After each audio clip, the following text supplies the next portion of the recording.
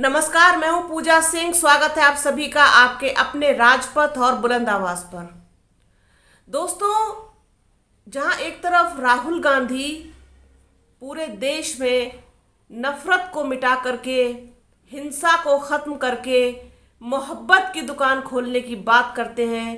पिछले काफ़ी समय से, जब से उन्होंने अपनी भारत जोड़ो यात्रा शुरू की थी, तभी से उन्होंने ये एक मोटिवेशनल जो सेंटेंस है उनका, कि नफ़रत की दुकान को बंद करके मोहब्बत की दुकान खोलना, ये उन्होंने तब से शुरू किया।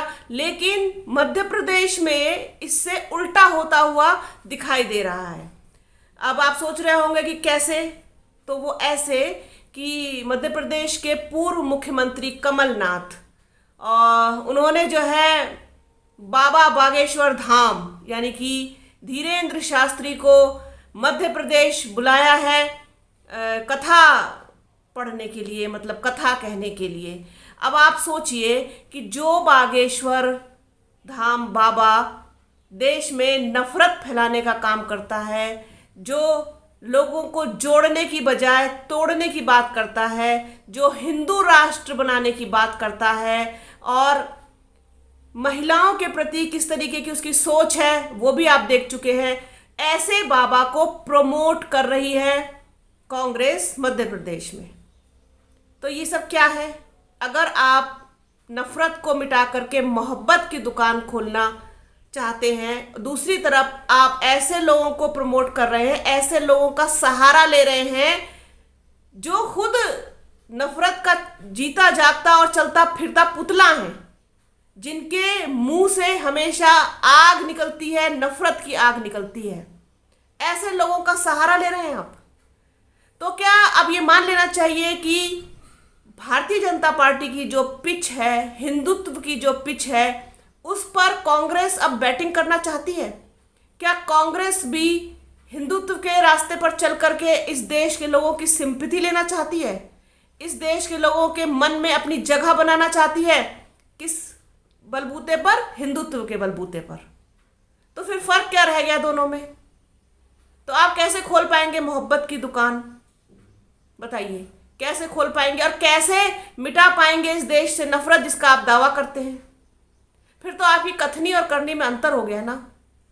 ये कैसे चलेगा? कैसे चलेगा ये? कमलनाथ के बेटे नकुल कमलनाथ जो हैं, वो खुद जो है जाते हैं उनको रिसीव करने के लिए, चार्टर्ड प्लेन भेज करके कमलनाथ जो है यानी कि पूर्व मुख्यमंत्री, वो बाबा को मध्य प्रदेश बुलवाते हैं और उनका भव्य तरीके से स्वागत सत्कार करते हैं, और उनकी कथा का आयोजन भी वो करने की पूरी जिम्मेदारी जो है उनके ऊपर है। अब आप ये सोचिए कि ये बाबा, जिसको भारतीय जनता पार्टी अपने फेवर में हिंदुत्व के लिए लेकर के आई, अपने प्रचार प्रसार के लिए लेके आई, अपना स्टार प्रचारक इस बाबा को बनाया, क्या अब कांग्रेस भी उसी रास्ते पर चल पड़ी है? क्या कांग्रेस के पास दूसरा कोई विकल्प नहीं बचा? मध्य प्रदेश में विधानसभा का चुनाव है, आपके पास क्या मुद्दे नहीं है कि आप शिवराज सिंह चौहान की सरकार को घेर सकें? आप इस बाबा का सहारा ले रहे हैं।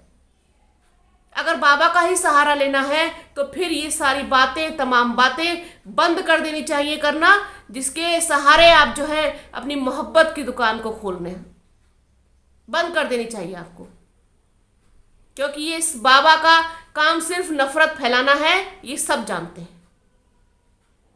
अगर आप भारतीय जनता पार्टी की पिच पर बैटिंग करेंगे, हिंदुत्व की पिच पर बैटिंग करेंगे, तो फिर आप किधर के भी नहीं रहेंगे, ना इधर के ना उधर के, क्योंकि हिंदुत्व की पिच जो है वो सिर्फ और सिर्फ भारतीय जनता पार्टी के लिए बनी है।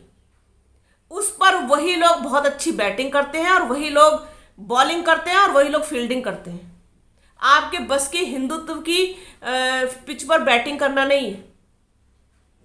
तो बहुत बेहतर होगा कि इस पिच से दूर रहा जाए। आपकी अपनी जो पिच है, आपने अगर मोहब्बत की पिच बनाई है, आपने अगर मोहब्बत की दुकान की पिच बनाई है, अगर आपने नफरत और हिंसा को मिटा करके सद्भावना की, भाईचारे की पिच बनाई है, तो उसी पर ही डटे रहिए, वरना मैसेज बहुत खराब जाएगा लोगों में। फिर आपकी 2024 में क्या दुर्दशा होगी और किस तरीके से फिर भारतीय जनता पार्टी कमबैक करेगी, इसका दोष फिर किसी और चीज के ऊपर मत मढ़िएगा। क्योंकि जिसकी जो पिच होती है, जिसका जो मैदान होता है, वो उसी में ही सूट करता है, उसी पर ही उसको खेलना चाहिए, उसी पर उसको रहना चाहिए। तो जिस तरीके से ये मध्य प्रदेश में कमलनाथ, उनके बेटे और ये सारे लोग जो है वो बागेश्वर धाम धीरेन्द्र शास्त्री का जो स्वागत कर रहे हैं, उनकी कथा का आयोजन कर रहे हैं, और वो किस तरीके से तमाम बातें फिर वहां कहेगा, उसके बाद फिर जिस तरीके से वो जहर की आग उगलेगा, ये तमाम मैसेज जो है फिर आपके अगेंस्ट जाएगा। तो आप तो खुद अपने पैरों पर कुल्हाड़ी मारने का काम कर रहे हैं। मेरे ख्याल से राहुल गांधी को इसका संज्ञान तो अवश्य लेना चाहिए। क्या ये उनकी जानकारी में है? ऐसा तो खैर नहीं हो सकता कि कोई चीज हो रही है कांग्रेस पार्टी में तो उनकी जानकारी में ना हो। ये कोई निजी आयोजन तो है नहीं कमलनाथ का कि निजी परिवार को मनोरंजन के लिए जो है वो उसको धीरेन्द्र शास्त्री को कथा पढ़वाने के लिए बुला लिया, कथा सुनने के लिए उनका बहुत मन चाह रहा था कथा सुनने का। ऐसा तो बिल्कुल भी नहीं है। तो ऐसा तो हो ही नहीं सकता कि ये सब कुछ राहुल गांधी के संज्ञान में ना हो।